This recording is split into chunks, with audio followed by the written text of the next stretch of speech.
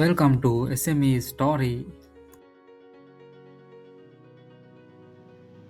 SME එකක් එහෙමත් නැත්නම් සුළු හා මධ්‍ය පරිමාණ ව්‍යාපාරයක් කියන්නේ මොකක්ද කියලා අපි ඉස්සෙල්ලම බලමු. ඩෙෆිනිෂන් එකට යන්න නැතුව එදිනෙදා අපි දකින ග්‍රොසරි ෂොප් එකක්, ෆාමසි එකක්, පුද්ගලික බස් ව්‍යාපාරයක්, එහෙම නැත්නම් පොඩි මැනුෆැක්චරින් ප්ලාන්ට් එකක් අපිට SME එකක් විතර උදාහරණ විදිහට අපිට ගන්න පුළුවන්. Ministry of Industry and Commerce මගින් ඉදිරිපත් කරලා තියෙන National Policy Framework for SMEs එකට අනුව SME එකක් වර්ගීකරණය කරන්න කොහොමද, හඳුනාගන්න කොහොමද කියලා දක්වලා තියෙනවා. මූලිකවම කරුණු දෙකක් මත තමයි මේ වර්ගීකරණය සිද්ධ වෙලා තියෙන්නේ. පළවෙනි එක තමයි annual turnover එක. එහෙම නැත්නම් වාර්ෂික පිරිවැටුම් මත. දෙවෙනි එක number of employees. කියන ආයතන සේවක සංඛ්‍යාව කොපමණද කියලා. මේ නැවත medium, small and micro විදිහට වර්ගීකරණය කරලා තියෙනවා. තලා දහසක් විදිහට ගත්තොත් වාර්ෂික පිරිවැටුම මිලියන 750කට වඩා අඩු, සේවක සංඛ්‍යාව 300කට වඩා අඩු ආයතන SME වර්ගීකරණයට ඇතුළත් වෙනවා. ඊළඟට අපි බලමු SME සෙක්ටර් එක ශ්‍රී ලංකාවේ ආර්ථිකයට මෙච්චර වැදගත් වෙන්නේ ඇයිද කියලා.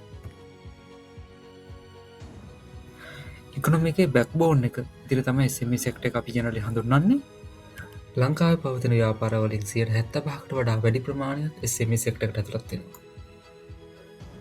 ලංකාවේ සමස්ත එම්ප්ලොයිමන්ට් එකෙන් 45%ත් 54 ප්‍රමාණයක් මේ සෙක්ටර් එකේ වැඩ කරනවා. ඒ කියන්නේ රැකියාව ලබා දීලා තියෙනවා.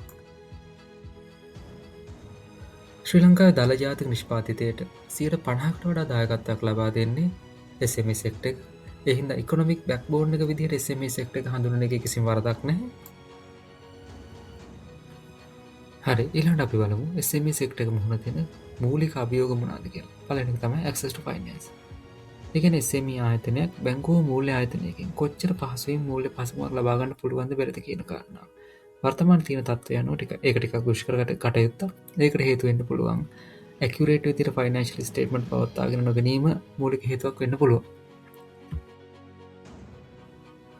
හරි, දෙවෙනි එක තමයි regulatory and policy issues. ඒ කියන්නේ පාරිසරික නීති, income tax, labor law වගේ දේවල් වලට කොච්චර දුරට කම්ප්ලයි වෙනවද කියන එක.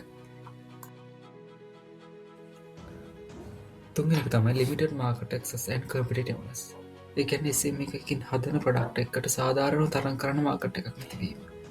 විශේෂයෙන්ම පිරිවැදිකවීම හෝ කොලිටි ලෙවල් එක අඩුවීම තරංකාරීත්වයට වගේම ප්‍රතිඵලක් ලබා ගැනීමට SME එකට දැඩි බාධාවක් පමුණුවනවා. හතරවෙනි කාරණය එනම් අලුත් තාක්ෂණයක් පත් කරගන්න කොච්චර පිරිවැයක් දරන්න වෙනවද කියන එක මේ SME එකට. ඊට අමතරව තමන්ගේ වර්ක්ෆෝස් එකේ ස්කිල් එක මාකට් එකත් එක්ක කොච්චර ගැප් එකක් තියෙනවද කියන එකත් ලොකු ප්‍රශ්නයක් මේ SME එකට.